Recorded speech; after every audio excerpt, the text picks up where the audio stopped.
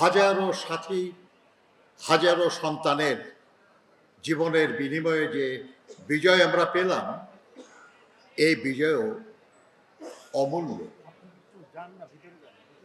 কিন্তু দুর্ভাগ্য আমাদের যে আমরা কি বিজয়ের তাৎপর্য বুঝতে ভুল করেছিলাম, নাকি বিজয়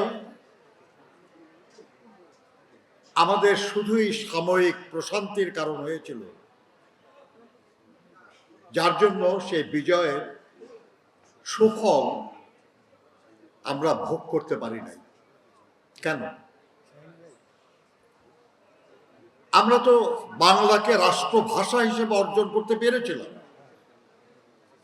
কিন্তু সেই রাষ্ট্রভাষা হিসেবে পাওয়া বাংলা আমরা কি আমাদের সর্বস্তরে যথাযথভাবে প্রতিষ্ঠিত করতে পেরেছি? এমনকি স্বাধীনতার পরেও কি পেরেছি? আমি একজন অবশ্যই মুক্তিযুদ্ধ করেছি, মাসে 20,000 টাকা ভাতা পাই, ঈদে বোনাস পাই, নববর্ষেও কিছু টাকা পাই। কিন্তু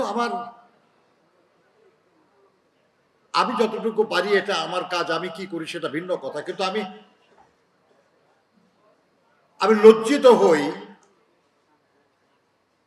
যখন দেখি যে আমার জানাশোনা যারা শহীদ হয়েছে মুক্তিযুদ্ধে, তাদের পরিবার কিছু পায় না।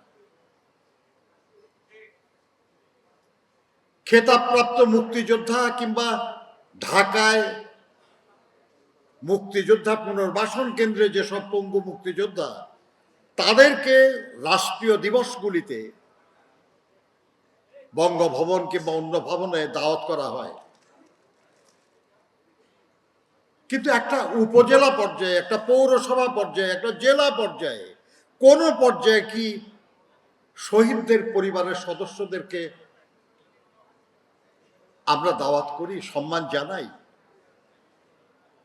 কি অবস্থায় আছে তারা খোঁজ কে রাখে?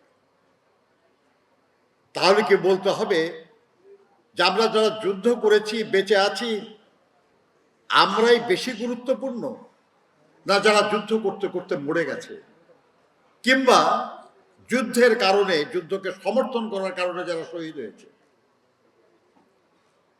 আজকে সব ভাবার প্রয়োজন আছে। যদি আমরা বিজয় দিবসের তাৎপর্য অনুধাবন করতে চাই, তাহলে বিজয় দিবস অর্জনে যাদের অবদান যতটা, সেটা স্বীকৃতি দিতে হবে।